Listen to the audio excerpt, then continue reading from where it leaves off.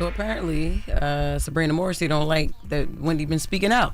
She don't like that Wendy was here, not here, but called into the Breakfast Club the other day at all. She shot off a letter to the judge after the interview, referencing the interview several times, asking the judge to re-examine Wendy's health and to hold on the A&E lawsuit until they do that. Now, let's take a listen first to what Wendy said again when she called in the other day about her health and about the lawsuit. Listen, I've been in this guardianship for this long of an amount of time, and now A&E Lifetime, this lawsuit, please, I don't want that. I don't want a dime from that. I don't want any part of that. You know what I'm saying? They insist on me telling everybody that I have frontal temporal dementia. But, this whole thing about frontal temporal dementia is ridiculous, and I don't want this lawsuit. I don't want it at all. I want a shout out, though, to the people at Lifetime. I've been in business with them before. You know what I'm saying? I did a couple of things there. They're good people to me. Well, and I would love to do business with them again.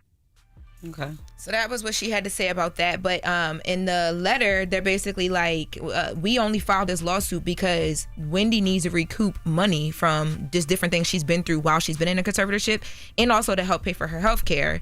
And then they specifically referenced when Wendy was talking to us about where she think her money is being used in terms of the Annie lawsuit. Let's take a listen to what Wendy said about that.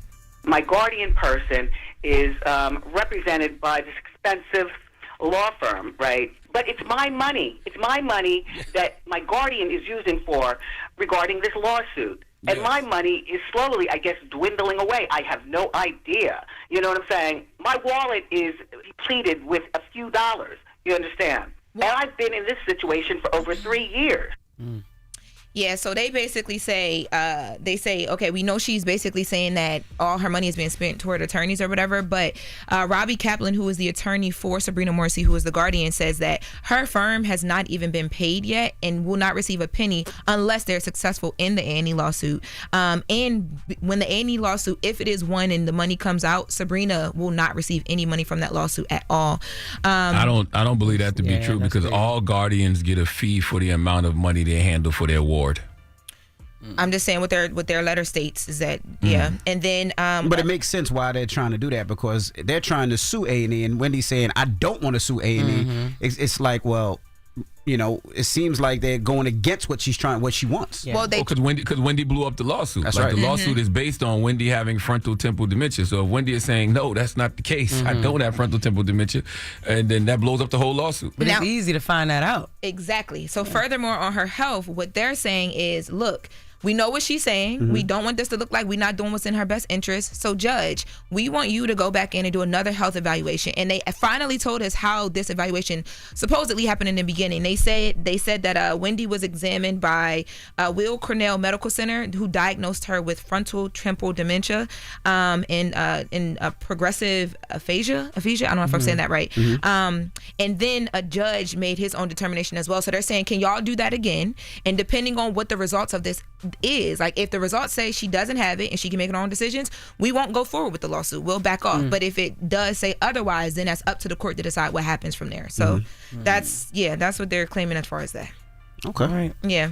Now 50 Cent. 50 with the mess. 50 with the mess. Okay, What's going on? 50 Cent, Big Meech, now Little Meech has entered the chat, and I don't even think he knew he was entering the chat. So yesterday, 50 Cent posted a text message that Little Meech sent him about Big Meech and about, their relationship right now and where it stands. Little Meech said to 50, they just told me you unfollowed me off Instagram and now you're managing Skilla Baby with Rocket when I brought him around you first. You didn't have a clue who he was. Now you're mad at me when I would take the shirt off my back for you. I can't believe this, man. You act as if I'm your enemy. I've only showed love and loyalty and human. I'm human. I go through my own stuff, but I never switched up on you. He says, F Ross. But he gave my dad some bread so he can afford to pay his bills until our next season starts. This internet stuff is throwing me off, man. You know me in real life.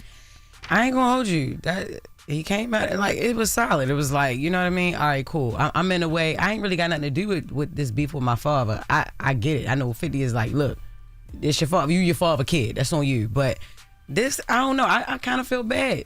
But Lil Must. You feel bad for Lil Meech? Lil Must. What you call him? Lil Musty. But that's a little insider. He probably don't stink no more. I'm pretty sure. But this was. How can you be mean to this? Because they don't got nothing to do with it. I mean, well, And then also he said, Ross gave my father some money so he can afford to pay his bills until our next season starts. So what, they not making no money on the off season. I mean, and Rick Ross being your friend, he gave him some bread. I mean, you mad at that? They ain't got nothing to do with me. But we act like we don't know 50 Cent is consistent.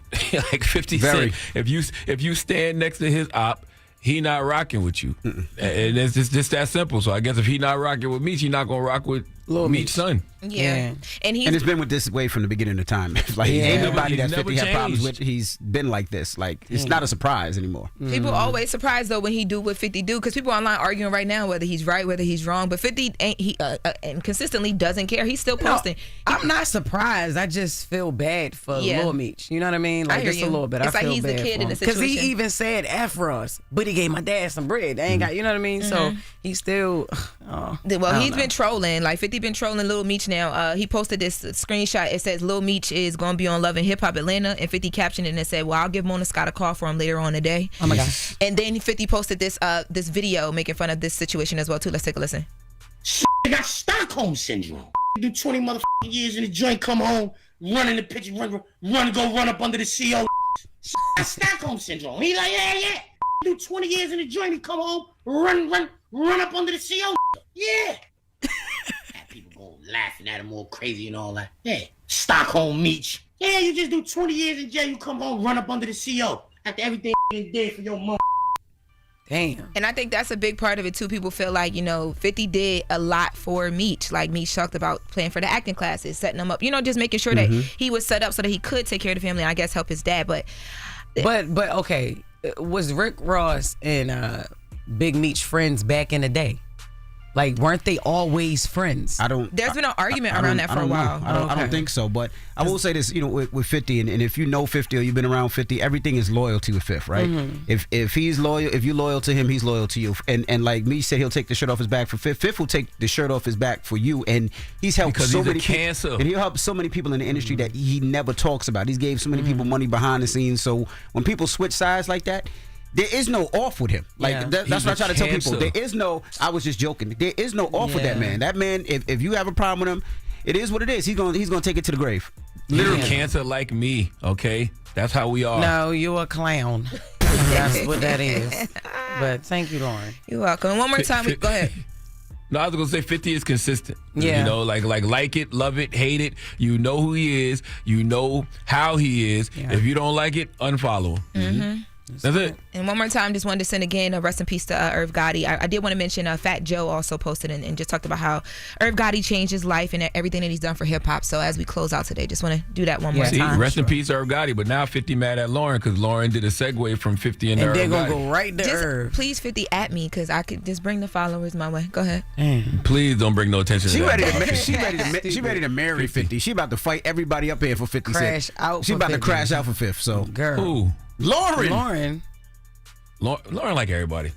Now I like everybody. Before I ain't had no men, I had no prospects. Now I like everybody. You just a hater.